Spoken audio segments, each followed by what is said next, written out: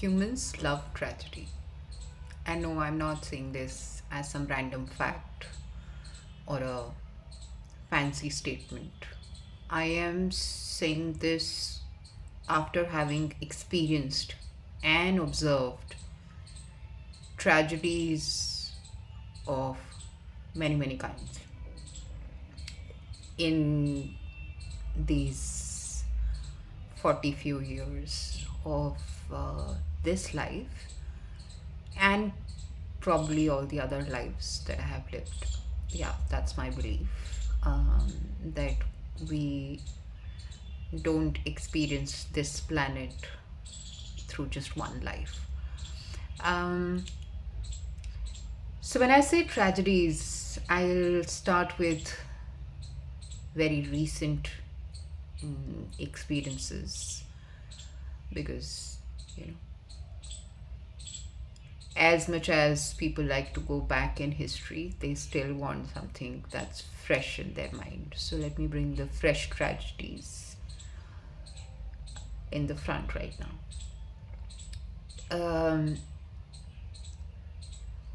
So the first tragedy that I actually witnessed, where I saw humans really getting affected, was during COVID. We all know what happened in India. We all know what happened with the migrants and laborers, and when they had to walk for those many hours to get to where they're supposed to be, apparently. And it made me wonder, why did we wait for so long to realize that the migrants or the laborers or those who are really working day and night to give us the infrastructures that we enjoy today, whether it's the fancy houses we live in, or the roads that we walk on, or the cars we drive, or the food we eat. In every segment of our life, we have the hard work of someone who is insignificant, that's invested in everything that we are enjoying. So I went through various emotions at that time. And then, of course, one after the other, tragedies have been unfolding, from Ukraine war to Gaza war to what's happening in India right now, what happened in Bangladesh, what happened in Nepal, the tragedies, the natural calamities, and what happened with the farmers. I realized that humans today can only unite when they see enough tragedies. And it hurts because at our core, we all used to come together to celebrate life. We were united through love first than pain.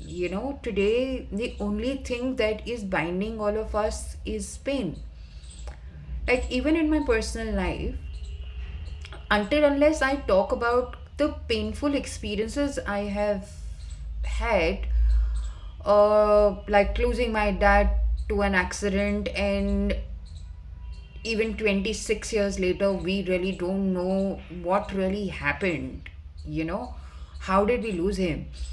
Or when my brother had to spend 14 years behind bar for a crime that he did not commit, or losing my mom, or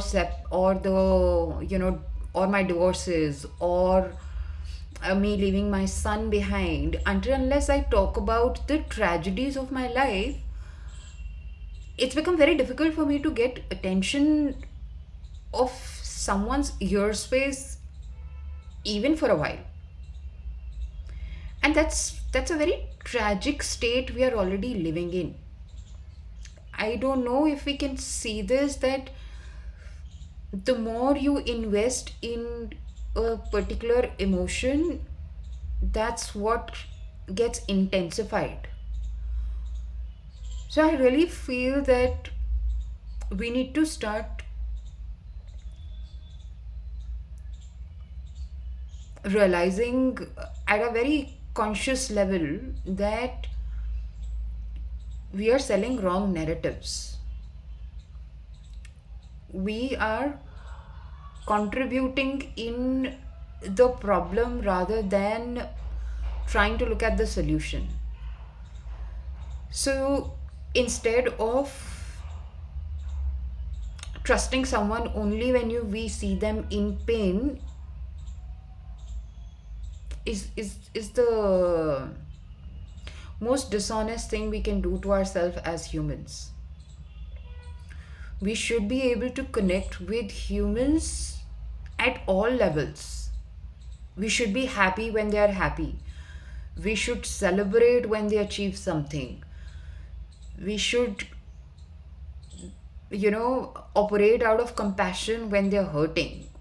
We should really be in a space where we stop questioning someone's pain being real or not, because until unless we do that, we won't be able to see,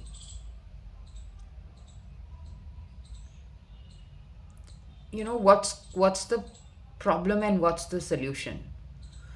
So I don't know. As always, I'm hoping that we will begin to look at everything from a different lens, at least for now. It's time for us to chuck all the pre programmed lenses in our system and figure out what really works for us as individuals. So, yeah, those are my thoughts. Let me know what you think. Until then, take care. Bye bye.